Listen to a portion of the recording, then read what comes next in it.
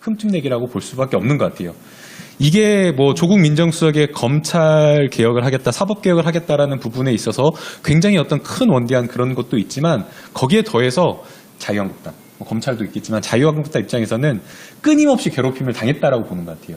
그러니까 어려운 국면에서 조국 교수님의 촌철살인의 한마디. 사실은 뭐 조국 교수님께서 뭐 사실은 뭐 여러 군데 나와서 기자회견을 하거나 뭐 그런 건 없었는데도 불구하고 말 한마디로 SNS 통해서 말 한마디로 문재인 대통령을 지원하고 큰 주목을 받았죠. 그렇죠. 예. 말 한마디로 자유한국당의 정말 잘못된 점을 지적하고 아마 이런 것 때문에 그 자유한국당에서도 굉장히 불편하게 생각해서 검찰하고 같이 한 통속이 돼서 뭔가 언론을 왜 빼세요? 아, 그렇죠. 언론도. 네. 저는 그 언론이 더 좀 이상하다고 생각하는 이유가 지금 우리가 그 우병우가 있던 자리가 민정수석 아닙니까? 그렇습니다. 예. 그 전에 누굽니까? 그 전에 김영한 수석이었고. 알지도 예. 못했어요, 우리는. 예, 그렇죠.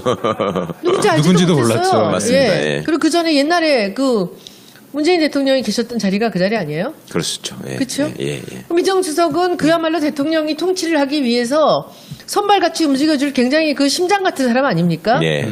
왜 이걸 갖고 난리야? 그러니까요. 그리고 그 난리를 치는 이유가 지금 이 조국이라는 사람이 불편한 거죠. 그렇죠. 근데 그 불편함이 누가 불편하냐 보면은 검찰이 불편하고 또 재벌도 불편해요. 불편하죠. 왜요? 그러니까 그 민정수석이 가지고 있는 권한의 범위가 네. 어떻게 행사하느냐에 따라서 사실은 무소불위도 될 수 있고 무소불위로 될 수 있다라는 얘기는 뭐냐면 여러 가지 분야에 관한 그 관장을 하고 있거든요, 업무를. 그러니까 이게 또 그 관장을 하는 업무가 다들 권력기관을 통솔하는 통할하는 업무이기 때문에 재벌의 입장에서는 과거의 문법대로 생각을 해보면 정권이 재벌을 개혁하겠다고 마음을 먹으면 민정수석이 통솔할 수 있는 그 각급 기관들이 민정수석을 중심으로 움직일 수 있다. 이런 걱정을 늘 하죠, 재벌은. 제가 왜 그 질문을 하느냐 하면요. 언론을 움직이는 것은 검찰보다는 재벌 쪽이 맞습니다. 가깝거든요. 예. 광고비로. 네.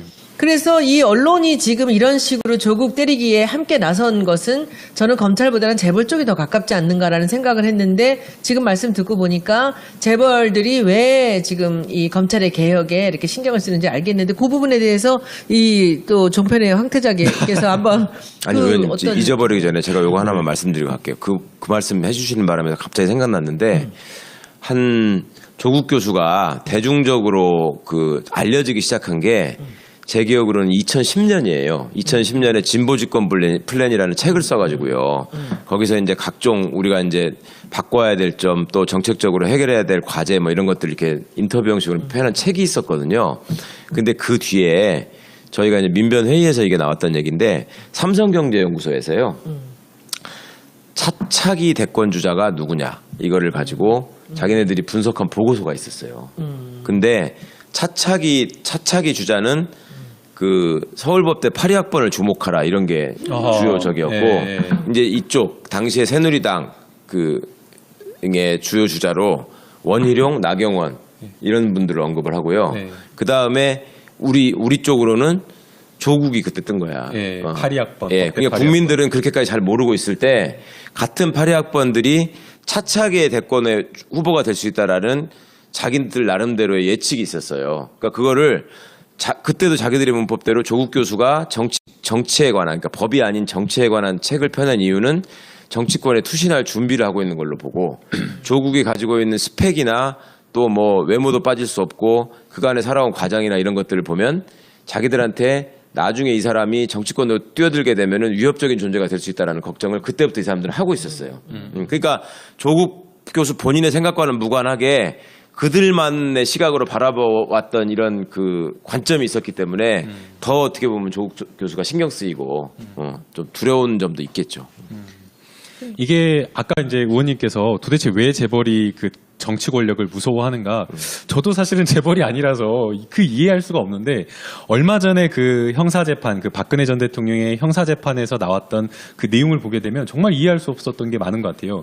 최태원 SK 회장이 2015년 광복절 8월경에 광복절 특사로 사면이 돼요. 8월 14일 날.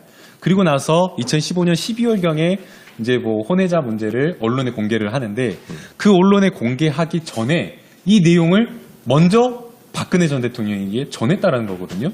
사실은 그건 어떻게 보면 굉장히 개인적인 어떤 사생활의 문제인데 이것을 청와대에다가 알린다? 이해할 수가 없는 거잖아요. 그 청와대에 알려서 뭐해? 도대체 청와대 뭐 박근혜 전 대통령이 그거를 공개하라 마라 허가해 줄 수 있는 것도 아닌데. 그렇다고 하는 것은 결국에는 이미 사면까지 됐는데도 이렇게 이야기를 한다는 것은 제 생각에는 이 재벌이 과거의 그 역대 그 1970년도부터 쭉 이렇게 성장해 오고 정치 권력도 민주화되고 이런 것들을 다 경험했지만 권력을 신뢰하지 못하는 것 같아요.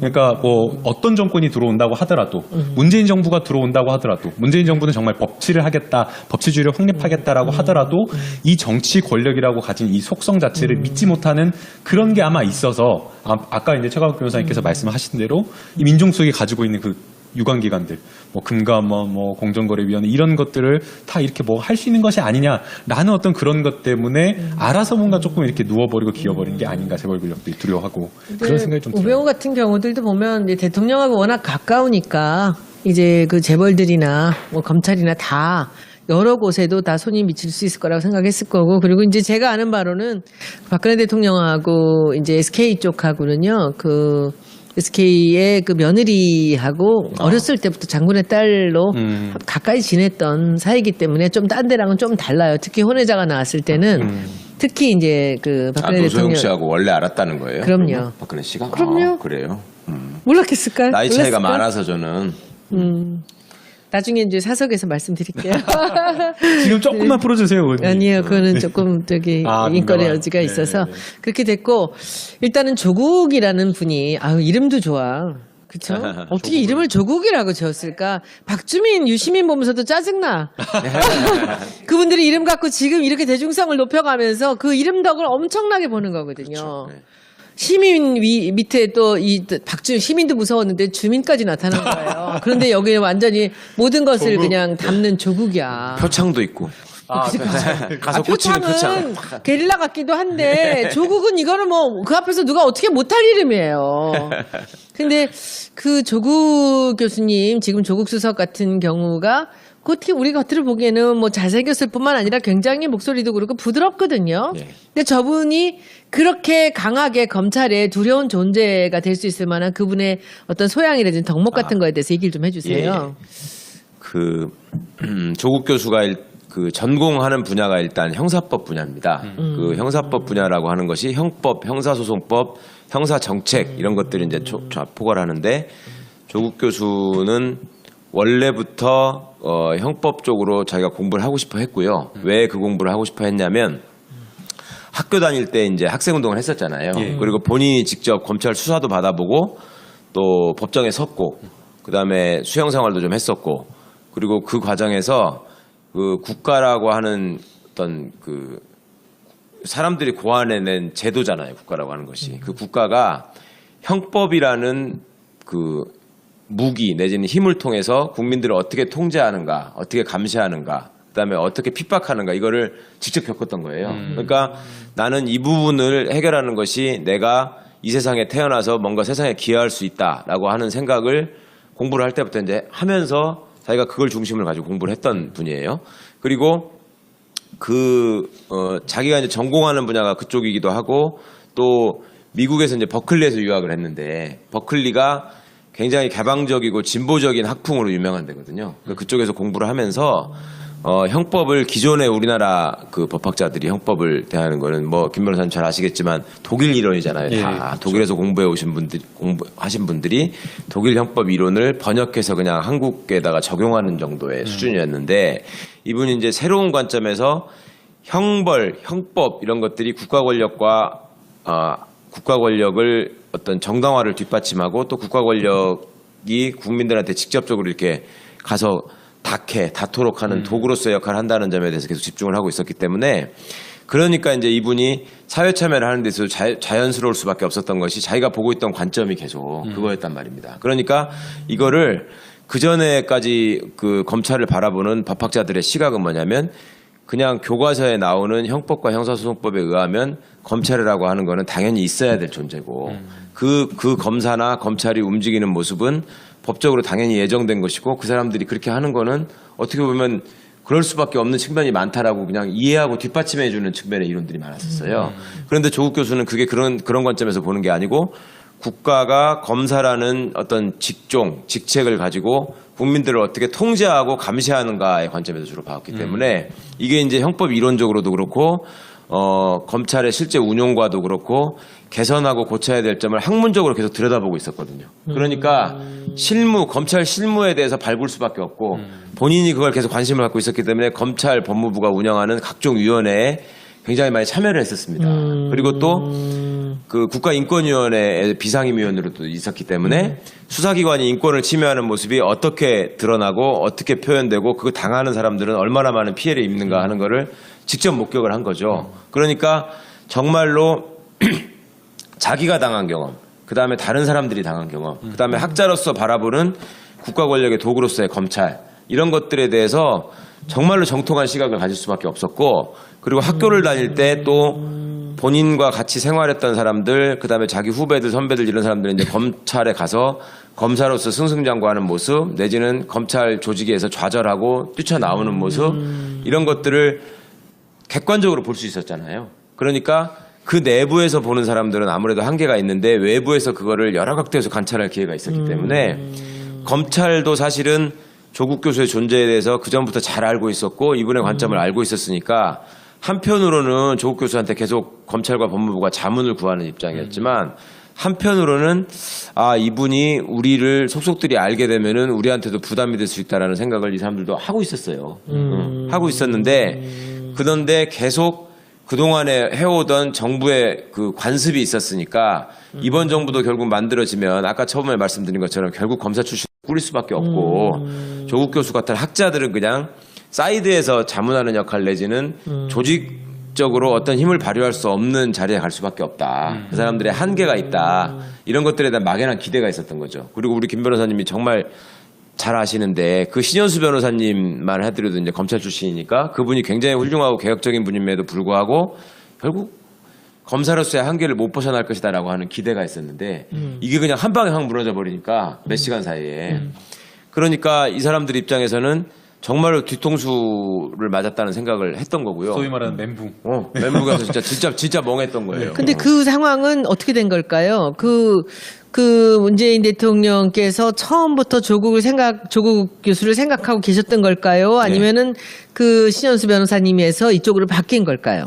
제가 생각할 때는 대통령께서는 처음부터 쭉 생각을 하고 있었던 것 같습니다. 왜냐하면 제가 2011년도에 그 대통령이 직접 쓰신 그 검찰을 생각한다라는 책, 그 북콘서트 하는 거 사회 봤다 그랬잖아요, 제가. 부산에서 할 때 제가 사회를 보고 서울에서 할 때 조국 교수가 사회를 봤는데 부산에서 할 때 청중들이 질문을 했어요. 만약에 나중에 그때만 해도 뭐 이분이 본격적으로 대통령이 될 거라는 생각을 사람들이 안 했지만 만약에 새 정부가 수립되고 대통령이 되신다면 조국 교수 같은 사람을 뭘 시키고 싶으냐 이걸 질문을 했다고 그때 그러니까 그 당시에 그 문재인 변호사께서 그 딱 답하는 게 조국 교수 같은 분은 법무부 장관을 하면은 정말 잘하지 않을까요? 이렇게 답변을 하시더라고요. 근데 그때 제가 그때는 그 얘기도 저는 사실은 신선하게 받아들였었어.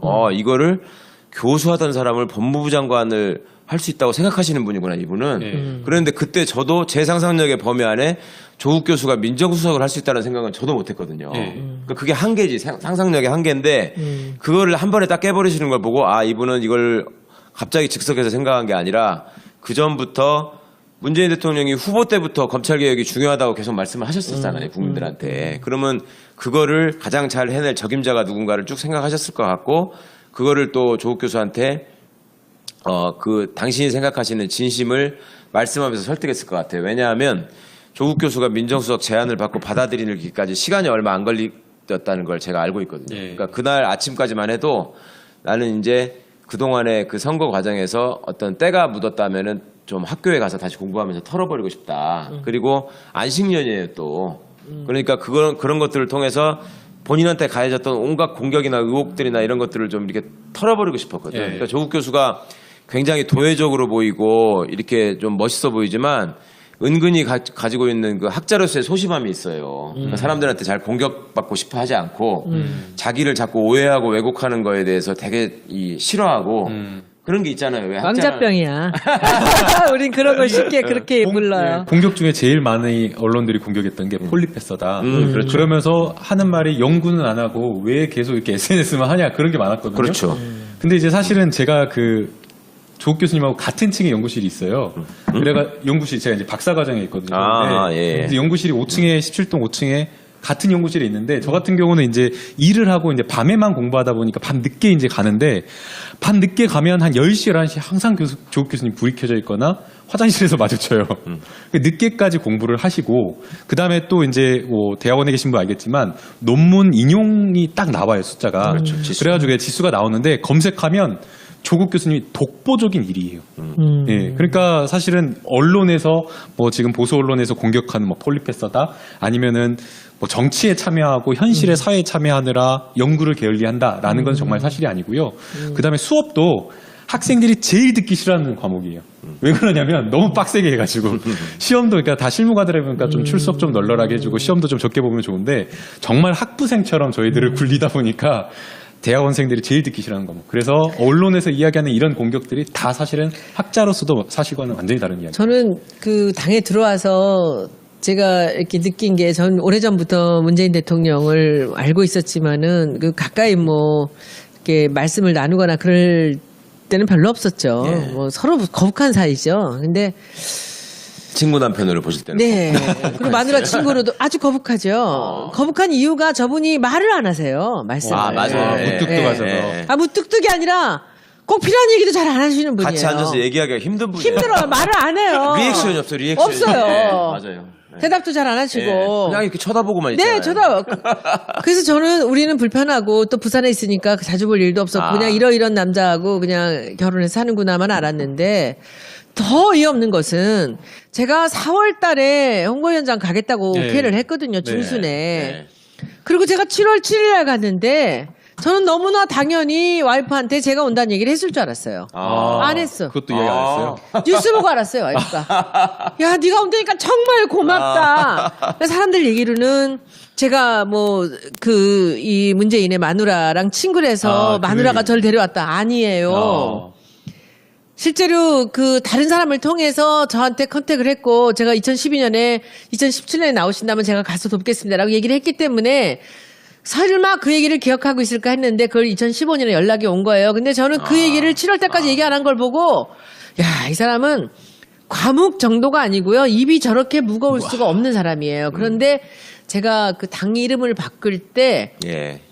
한번 그 이름을 더불어민주당으로 뭐 하는 이렇게 과정인데 정확하게 기억은 안 나는데 어느 날 최고위 끝나고 이렇게 나가는데 저한테 이렇게 기다리고 계시다가 조국 교수가 뭐 여기에 대해서 무슨 이런 의견을 갖고 있는데 한번 들어보시면 어떨까요? 저한테 이렇게 묻더라고요. 대표 시절에. 예, 그래서 저는 그때 이분이 조국 교수랑 굉장히 가깝구나, 가깝구나. 이제 그렇게 예. 알았어요. 근데 그 뒤에도 한번 그런 비슷한 경우가 있었어요. 그래서 그때 제 생각에 이 문 후보께서는 그 조국 교수랑 굉장히 가깝게 지내고 굉장히 신뢰를 하고 있구나라고 생각을 했는데 이 두 분의 성향으로 보면 많이 다르잖아요. 예, 예. 근데 어떤 면이 문재인 대통령하고 조국 교수는 그렇게 딱 맞아서 서로 간에 신뢰를 하고 인생의 항로까지 바꿀 정도로 이런 결단을 내렸을까요? 제가 뭐 문재인 대통령께서 갖고 있는 생각을 뭐 깊이 알지도 못하고 뭐 많은 대화를 나눠보지도 못했지만 저는 그걸 느꼈어요. 그분이 굉장히 신뢰하고 믿는 분들의 공통적인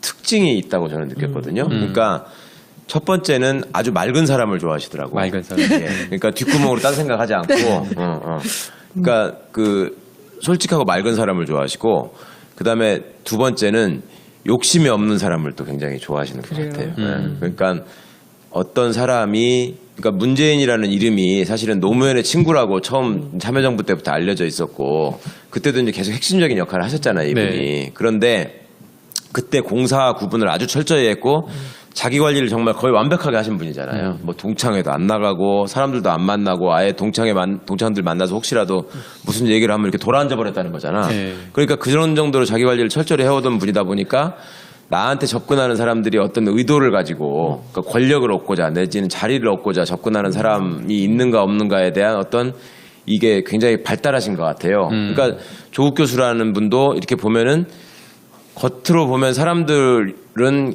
기존에 우리가 봐왔던 그 학벌 좋고 스펙 좋은 사람들 내지는 뭐 어떤 위치에 있는 사람들이 갖고 있는 욕심을 틀림없이 갖고 있을 거라고 전제할 수 있는 측면이 있는데 이 양반이 의외로 그런 게 진짜로 없어요. 그러니까 자기는 정말 학자로서의 길을 도리를 지켜야 된다는 생각이 굉장히 강한 사람이고 항상 또 그 본인의 무슨 이름이 왜 외자고 그렇게 이상하냐고 제가 맨날 놀렸는데 저는 왜 그러냐고 물어보면은 이제 자기가 그 남명 조식 선생의 집안에서 뭐가 어떻고 해서 옛날에 그 정말 기계 있는 선비 집안으로서의 그 자부심이 있어요.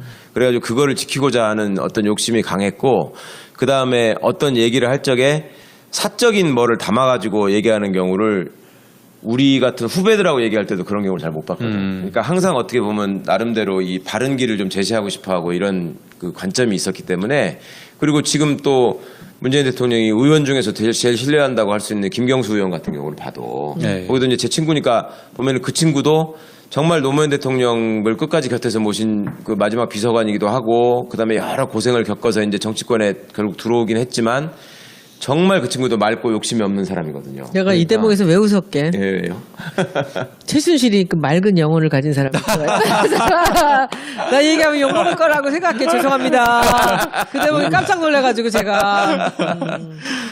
그리고 저는 다른 한편으로는 또 저는 문재인 대통령한테 개인적으로 감사드리고 싶은 게 우리 그 민주개혁 진영이 가지고 있던 촌스러움을 떨어버리는데 좀 많이 기여를 하셨다는 점을 저는 평가하고 싶어요. 그게 뭐냐면 옛날에 저희들 왜 그 소위 재야인사, 네. 민주화 운동 하신 분들 이런 분들의 특징이 뭐냐면 이 수염을 기르거나 아니면은 개량 한복을 입고 계량 한복을 좀 모독하고 계십니다. 그다음에 또 정청래 의원처럼 항상 촌스럽게 옷을 입거나 네. 이런 정청래가 분들이 어쨌다고? 정청래가 어쨌다고?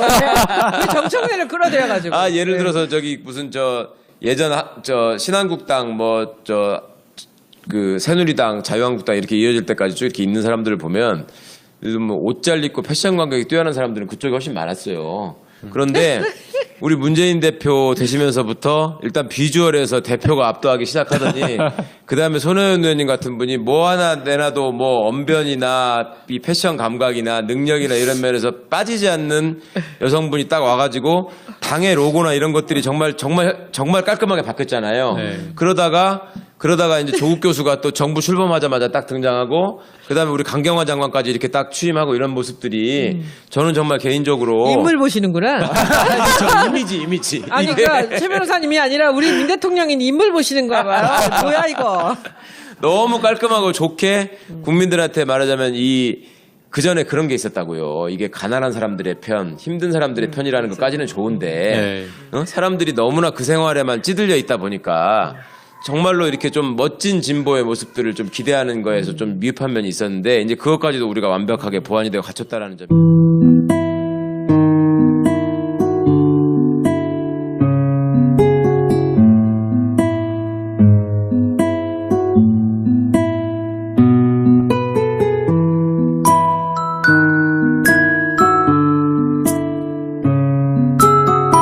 정치권에 투신할 준비를 하고 있는 걸로 보고 조국이 가지고 있는 스펙이나 또 뭐 외모도 빠질 수 없고 그간에 살아온 과정이나 이런 것들을 보면 자기들한테 나중에 이 사람이 정치권으로 뛰어들게 되면은 위협적인 존재가 될 수 있다는 걱정을 그때부터 이 사람들은 하고 있었어요.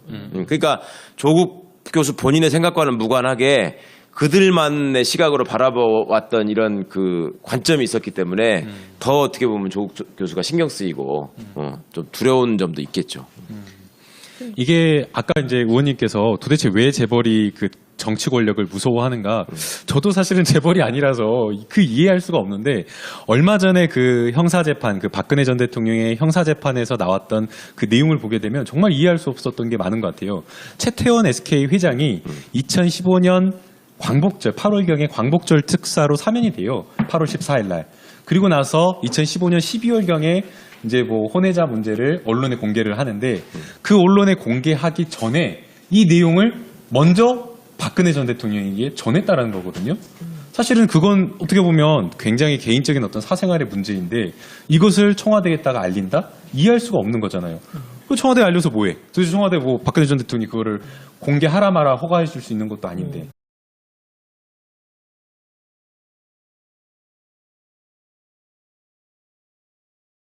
흠집내기라고 볼 수밖에 없는 것 같아요. 이게 뭐 조국 민정수석의 검찰 개혁을 하겠다, 사법 개혁을 하겠다라는 부분에 있어서 굉장히 어떤 큰 원대한 그런 것도 있지만 거기에 더해서 자유한국당, 뭐 검찰도 있겠지만 자유한국당 입장에서는 끊임없이 괴롭힘을 당했다라고 보는 것 같아요. 그러니까 어려운 국면에서 조국 교수님의 촌철살인의 한마디.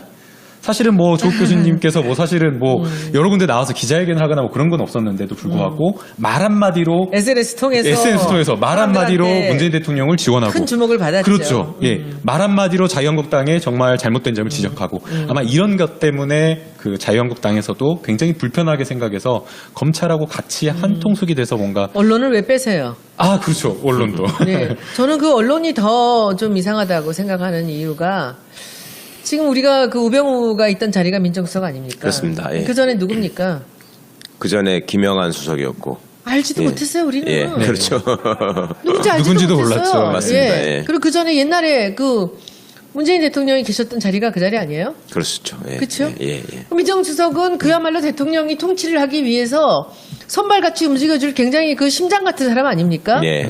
왜 이걸 갖고 난리야? 그러니까요. 그리고 그 난리를 치는 이유가 지금 이 조국이라는 사람이 불편한 거죠. 그렇죠. 근데 그 불편함이 누가 불편하냐 보면은 검찰이 불편하고 또 재벌도 불편해요.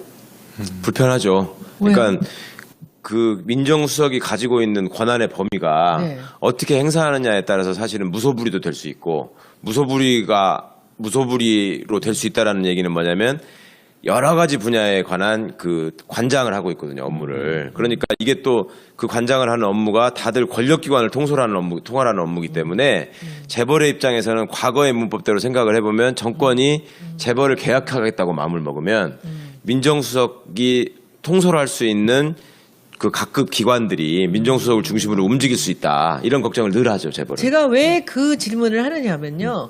언론을 움직이는 것은 검찰보다는 재벌 쪽이 맞습니다. 가깝거든요. 예. 광고비로. 네.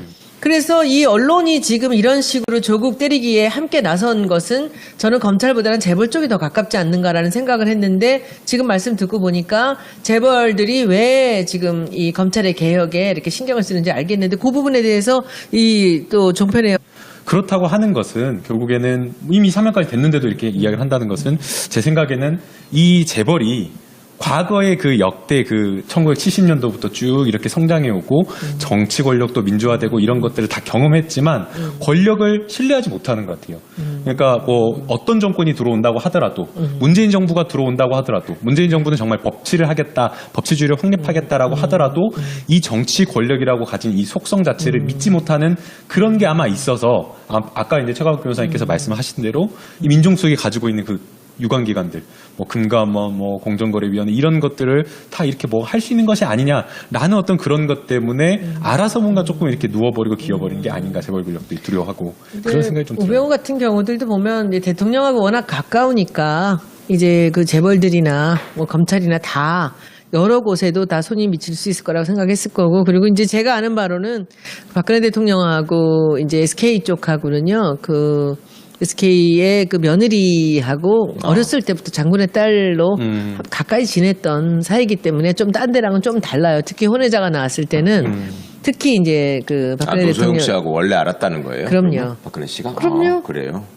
몰랐겠어요. 황태자께서 한번 아니 그 의원님 어떤 잊어버리기 전에 제가 요거 하나만 말씀드리고 갈게요. 그 말씀 해주시는 바람에 갑자기 생각났는데 한 조국 교수가 대중적으로 그 알려지기 시작한 게 제 기억으로는 2010년이에요. 2010년에 진보집권 플랜이라는 책을 써가지고요. 거기서 이제 각종 우리가 이제 바꿔야 될 점 또 정책적으로 해결해야 될 과제 뭐 이런 것들 이렇게 인터뷰 형식으로 표현한 책이 있었거든요. 근데 그 뒤에 저희가 이제 민변 회의에서 이게 나왔던 얘기인데 삼성경제연구소에서요. 차차기 대권 주자가 누구냐 이거를 가지고 자기네들이 분석한 보고서가 있었어요. 근데 차차기 주자는 그 서울법대 82학번을 주목하라 이런 게 주요 적이었고 이제 이쪽 당시에 새누리당 그의 주요 주자로 원희룡, 나경원 이런 분들을 언급을 하고요. 그 다음에 우리 쪽으로는 조국이 그때 뜬 거야. 82학번. 예, 그러니까 국민들은 그렇게까지 잘 모르고 있을 때 같은 82학번들이 차차기의 대권의 후보가 될 수 있다라는 자기들 나름대로의 예측이 있었어요. 그러니까 그거를 그때도 자기들의 문법대로 조국 교수가 정치에 관한, 그러니까 법이 아닌 정치에 관한 책을 펴낸 이유는